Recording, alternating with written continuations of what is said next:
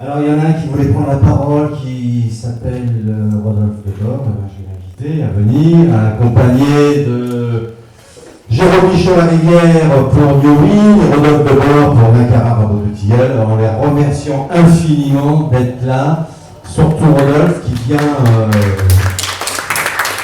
le TGV ce matin, c'est ça. Et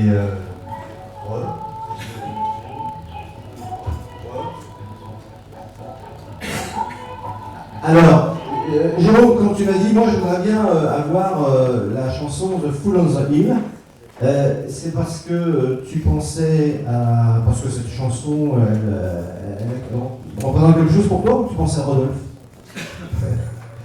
L'idiot de la colline. Non, pas l'idiot, le fou, c'est pas l'idiot, le fou. C'est un petit peu l'image qui m'était renvoyée quand j'ai commencé cette aventure de l'arbre avant. Ouais.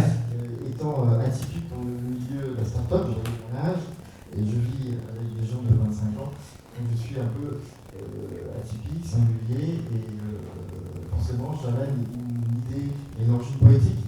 Et donc le flou en zélile me convient assez bien puisque je portais ce message vu d'en haut un petit peu. Mais nous sommes quand même maintenant devenus une start-up industrielle et mis sur le marché. Je suis. Donc Jérôme, C'est marqué. donc le père, alors, tu m'amènes à dire ce que je ne suis pas. Je ne suis pas. Non, je ne suis pas. Ça m'a fait penser à la phrase de Flamand, je suis fils de la femme et de l'homme, c'est la méthode, je connais davantage. Donc à 50 ans bien passé, je m'interroge toujours sur qui je suis, qui je ne suis pas, et ce qui m'amène à mon avatar. Et alors Si, un peu. Oui. Mon avatar, c'est Kagemusha, ceux qui ont un peu de cinéphilie, se souviennent du héros de Kurosawa, de Kagemusha. C'est une sorte de Hermès, c'est un valeur, musée, malin, qui on a demandé de prendre la place du maître à sa mort, parce qu'il lui ressemblait. Et il était tellement bon en maître, alors que c'était un farceur, abusé, plus personne ne voulait le laisser partir. Et il était bien meilleur, bien sûr, le maître. Et j'ai l'impression que c'est un peu ce que je fais. Super. Rodolphe. Je suis donc Rodolphe Debord, je suis directeur innovation et développement durable de Rabot de Tilleul, qui est représenté ici par son promoteur Nacara, que je ne vois plus. Il est parti. Il est parti. Je ne suis pas. Je ne suis pas en retard, parce que j'ai pris un Vélib et j'ai pédalé très vite, parce que depuis la gare du Nord, puisque je suis venu en TGV, comme tu l'as dit, notre siège social de notre société de 2000 personnes est à Lille, et il y a peut-être un lien entre notre appétence pour l'innovation et le fait que notre siège soit moins parisien que le siège des autres grands groupes, si tant est qu'une boîte de 2000 personnes soit un grand groupe. Et mon avatar. Alors j'ai hésité avec le colibri de Pierre Rabhi, voilà, mais finalement je vais prendre le cochon truffier, parce que quand on sait ce qu'on cherche, on trouve plus vite. Le colibri, c'est aussi mignon avec sa petite part d'humanité. Un cochon truffier, c'est mignon aussi. Hein. Alors, c'est la rencontre. Moi, quand on a échangé, vous m'avez dit, c'est avant tout une rencontre d'hommes et de valeurs partagées. Allez-y, en deux mots, sur la rencontre entre. Alors, déjà, peut-être. Non, je vois dans ton regard, deux, trois mots sur Newey, et on passera une vidéo à la pause. Deux, trois mots sur Newey, déjà, et après la rencontre. Bon, on passe à la vidéo. Enfin, deux, trois mots, je pense qu'une image serait meilleure, parce que expliquer. Alors, c'est un arbre avant. Oui, c'est un produit d'énergie à partir des courants résiduels en milieu urbain. Donc on est parfaitement adapté à la turbulence. Une énergie donc dégradée, difficile à capter. Et on a passé 4 ans à s'adapter à cette forme d'énergie pour la restituer en électrons, en électricité verte. Et on a donc caché ce principe dans une forme, je trouve, jolie. Mais plus que jolie, elle est pertinente parce que elle est capable, dans un certain volume, de gérer beaucoup de petites turbines. Donc l'autre idée était de renverser le dogme du micro-éolien. Donc ce qui était grand, on l'a fait petit, la taille humaine. Ce qui était moche, on l'a fait beau, je crois, vous allez en juger. Ce qui était monoturbine, on l'a fait polyturbine. Ce qui était bruyant, on l'a fait spiritueux. Et ce qui était moche, je crois vraiment qu'on l'a fait beau au sens que ça raconte. C'est un objet qui raconte quelque chose aux gens, on nous dit, tous les jours. Tu m'as dit que quand on voyait cet arbre avant, les gens te disaient je veux plus que j'en ai besoin. Oui, c'est les Américains, ils disent I don't need it, I want it. l'avez reçu en français. Donc, oui, c'est ça. Et l'idée, c'est l'objet, mais c'est pour s'approprier le moyen de production. Tout le monde a oublié comment est produit un électron. Personne ne sait ce que c'est qu'un watt. Et quand on voit cet objet, on comprend tout de suite, c'est très simple. La pédagogie se fait en le voyant. Donc, on capte les courants d'air, et il y a des aimants qui tournent sur un petit bobinage, et tout ça passe dans les câbles, les branches électrons, restituées via un onduleur. Et c'est si simple qu'on se dit, mais pourquoi on l'a pas fait plus tôt? Et ben voilà, comme les bonnes idées viennent, elles sont mûres à un moment. Alors, Rodolphe, quand tu as vu cet arbre à vendre pour la première fois, tu as dit je le veux, ou j'en ai besoin, ou qu'est-ce que c'est, comment ça fonctionne, comment ça s'est passé cette rencontre? D'abord, c'était sur les personnes, effectivement. Alors, en l'occurrence, la première personne que j'ai rencontrée, c'était pas Jérôme, c'était Hélène qui est là. Et on s'est rencontrés sur un salon bio. À côté d'un bar à merguez. Entre Greenpeace et un stand à merguez. Voilà. Félicitations pour les cadeaux. Avec la LPO juste derrière. Bon, on peut faire des merguez avec les colos. Et donc, je me suis dit, tiens, un truc innovant, qui a trait au développement durable, sincère, vu qu'on s'est rencontrés sur des endroits où les non sincères ne vont pas, peut-être. Mais moi, je voulais pas de gadget. Voilà. Donc, quand je vois quelque chose de super beau, nouveau, il y a un risque gadget. Donc, la promesse n'était pas gadget, le niveau mathématique et donc, scientifique. le premier regard, c'était la promesse. Ah bah ouais. D'accord. Est-ce qu'il promet quelque chose de pertinent, qui a un sens sur le développement durable et le développement immobilier durable? C'est pour ça que j'ai réagi là-dessus sur l'ascenseur, parce que pour moi, ça n'a pas de sens, ça sert à rien d'un point de vue contrainte, alors que là, on est sur de la production d'ENR, d'électricité renouvelable, donc ça a un sens. Par contre, est-ce que ça tient les promesses? Donc on s'est vu à peu près Est-ce que cette promesse correspondait à un besoin du groupe? Ah oui, complètement. On est totalement orienté. Enfin, notre axe stratégique sur l'innovation, c'est le développement durable. C'est un pari stratégique des actionnaires qui est qu'on va probablement, en tout cas comme c'est un pari, on verra, accroître la pérennité de la boîte si on est les meilleurs ou si on fait partie des bons en matière de développement durable. Moi, je ne viens pas de ce milieu-là, donc d'où la création du poste, de la création d'une démarche complète en matière de développement durable.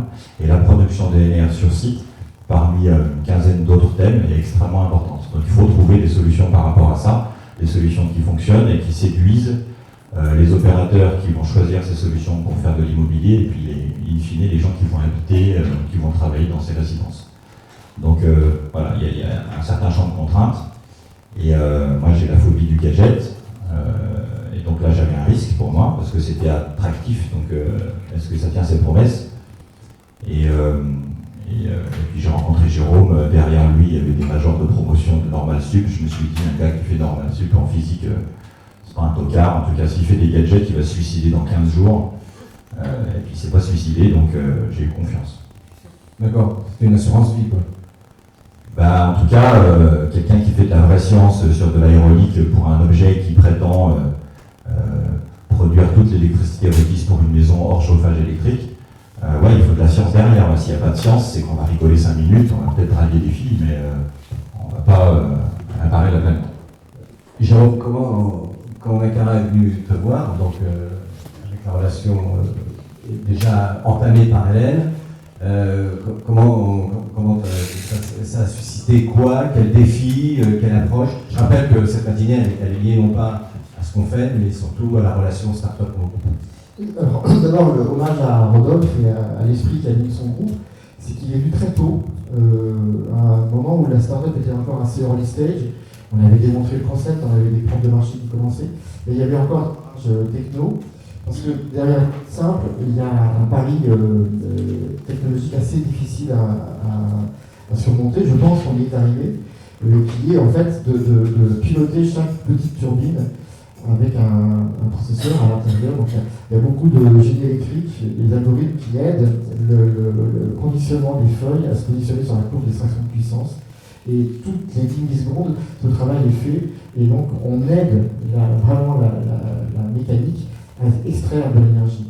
Et ça a été très difficile à modéliser.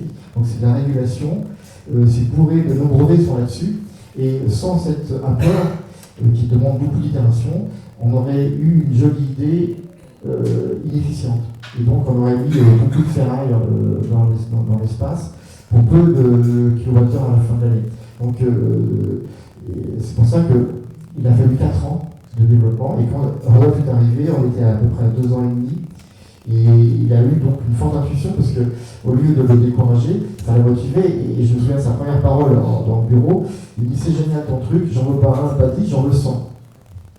Et rien que l'autorisation que donnait un expert d'un marché qui pour nous est très très très puissant, le marché de l'industrie immobilière, et celui qui est peut-être le premier, parce qu'on rentre dans les stratégies urbaines, dans les équipements, les infrastructures, on apporte du service autant que du kilowattheure, du service avec du Wi-Fi, avec des bancs connectés, avec des ports USB, et tout ça nous met au cœur des stratégies urbaines nouvelles, et je pense que le message que nous envoyait Rodolphe, c'était le premier tronc d'importance qui verbalisait ce que secrètement on n'osait même pas se dire.